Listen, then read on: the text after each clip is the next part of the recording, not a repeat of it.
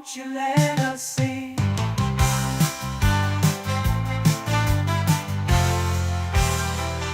Won't you let us sing?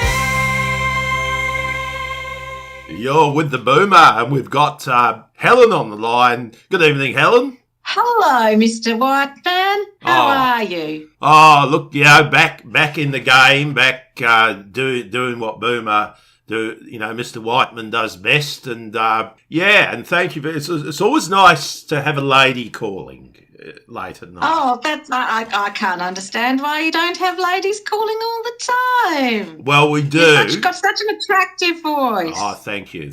We do, but there tends to be on radio more blokes than Sheila's, and I'd rather I'd rather sort of keep up with the times and have a 50-50 arrangement. So anyway, what's It's very nice. what's your gripe? Mr. Whiteman. I went down to the shop the other day and I bought a pair of scissors because I needed a pair of scissors. And when I got it home, I found that that plastic packaging was so hard to get into that I needed a pair of scissors in order to be able to get access to the pair of scissors. And it was absolutely hopeless. So I ended up putting it on my shelf, and I now have a transparent scissor display on the shelf. You know, it took me an hour the other day to put a pair of shoes on. Yeah, things do get hard, but I mean, were your shoes packaged as well? Were they that vacuum sealed packaging they do? Yeah, and they were too small, but that's another story. But so what are you going to do with your pair of scissors? Well, they look very nice on the shelf in their little plastic display case, but I think I'm going to have to go and get myself another pair of scissors to see if I can get in and get the pair of scissors, because I had the pair of scissors. I needed the pair of scissors because the other day I went to the supermarket and I bought myself some meat. And the problem is that the packaging that the meat is in requires scissors in order to get into it. So I now have a see-through display case for scissors and a see-through display case for meat on the shelf.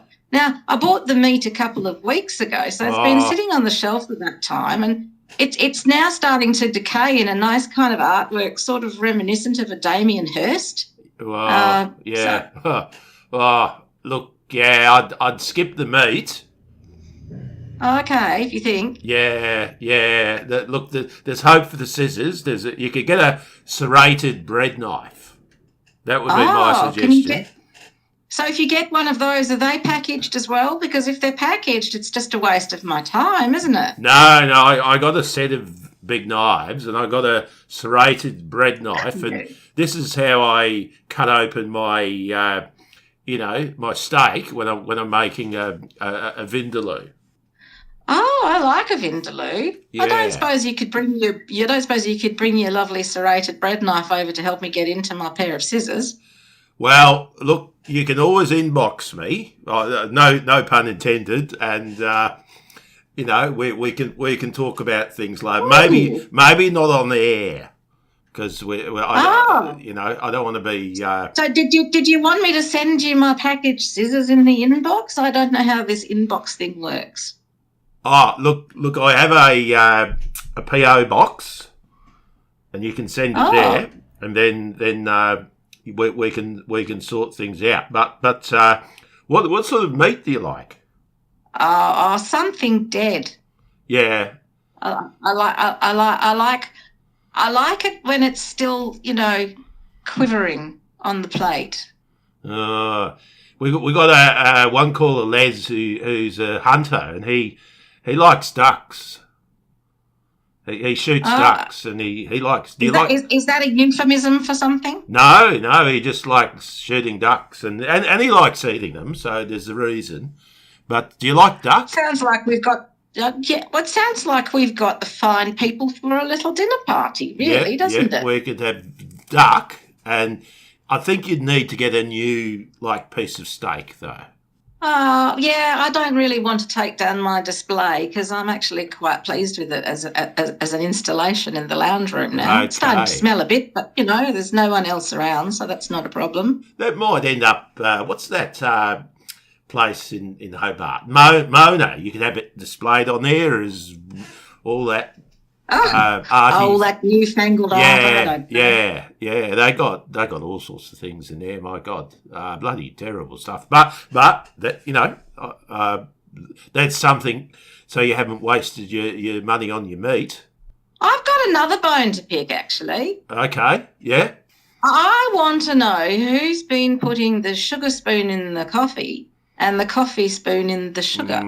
Because I'm finding bits of sugar in my coffee and I'm finding bits of coffee in my sugar bowl, and I just think that kind of thing leads to chaos. Do you Because have? we know how the... Sorry? No, do you have? Is there a Mr. Helen? No, I don't know who's been doing that. I have occasional social workers who come in to help me, support workers. Well, I've got one of those little coffee pod things, and that I don't, Yes. and I just have it black and strong. So, But the milk's not the problem; it's the sugar. Look, this sort of thing leads to chaos and entropy. I was seeing that nice young man Brian Cox talk about the way that the world has a way of naturally heading towards disorder. Yeah. And I think that's what's happening with my coffee and my sugar, which I can't seem to keep separate. I think this is an example of what may eventually lead to the heat death of the universe. Yeah. Well, look, I'm not really into the political thing, but could I suggest that perhaps maybe you get up in the morning, you know? Oh, I don't want to do that. And you're half asleep and you put the wrong spoon in the wrong jar. Oh, Mr. Whiteman, that's such a revelation. You could well be right about that. You know, I don't know. I've put my spoon in the wrong jar now and then. Is that a euphemism? No. It's you know what I did once? I put a wet spoon in me instant Nescafe jar. Oh no! And you know what happened? Well, you can guess. It was I was having coffee by the lump. Yes, I could well imagine. But now I've got the pods. I've just got to remember to buy the coffee pods, and you know, you press a button and you add the hot water, and you've got a beautiful. I'm going to have one in a minute. Actually, a beautiful coffee, and they're not cheap, but you save yourself a lot of work. Okay, but then you end up with a lot more packaging hanging around, don't you? Yeah, well, you know, hopefully soon it'll be on the recycle list. But again, look, I don't get involved in all the political issues, and I try and do my best. I do wash my beer bottles out and stuff like that. But look, you're a very good man. I always said so. I'm glad you're back on the air. I missed you.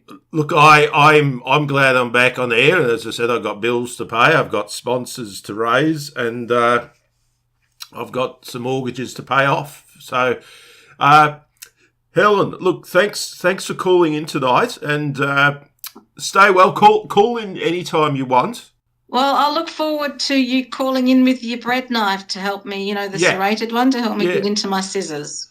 Okay, well, we'll leave on that thought then. Thank you, Helen. Bye. He's the voice of the people, has his say, but he's here to listen.